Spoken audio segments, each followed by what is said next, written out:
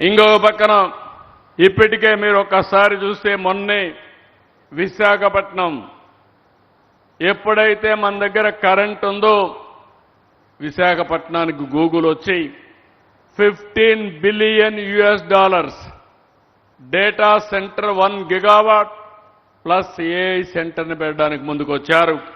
మన రిఫార్మ్స్ వచ్చిన తర్వాత $15 బిలియన్ పెట్టుబడి రావడం మొట్టమొదటిసారి భారతదేశంలో అని చెప్పి కూడా నేను మీకు తెలియజేస్తున్నా.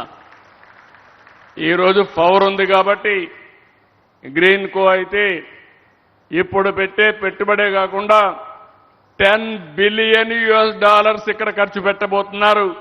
నేను ఒకటే వారికి హామీ ఇస్తున్నా, all the best, we are with you, go ahead, you will achieve it.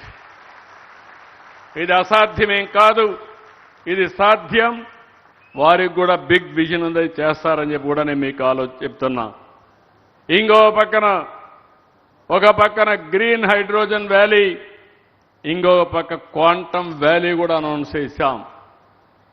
రాబోయే 9 నెలల్లో ఫస్ట్ క్వాంటమ్ కంప్యూటర్ అమరావతికి వస్తుంది. భారతదేశంలో మొట్టమొదటిసారిగా క్వాంటమ్ కంప్యూటర్ ఏదంటే దానికి చిరునామాగా మన అమరావతి తయారవుతుందని మరొక్కసారి విజ్ఞప్తి చేస్తున్నా. టెక్నాలజీకి మారుపేరుగా ముందుకు పోవాల్సిన అవసరం ఉంది. ఎగ్జాక్ట్గా 30 ఏళ్లకు మునుపు ఐటీకి ప్రాధాన్యత ఇచ్చాం. అప్పుడు అనిల్ లండన్లో ఉన్నాడు, అప్పుడు అక్కడ తిరుగుతూ ఉన్నాడు, అప్పుడే నేర్చుకున్నాడు, టెక్నాలజీ నేర్చుకున్నాడు. టెక్నాలజీ మ్యాన్గా పోయి కడాని ఇప్పుడు పవర్ మ్యాన్గా వచ్చాడు. అది ఒక పెద్ద చేంజ్. ఎప్పటికప్పుడు ప్రపంచంలో జరిగే మార్పుల్ని మనం అర్థం చేసుకొని మనం కూడా ముందుకు పోవాల్సిన అవసరం ఉంది.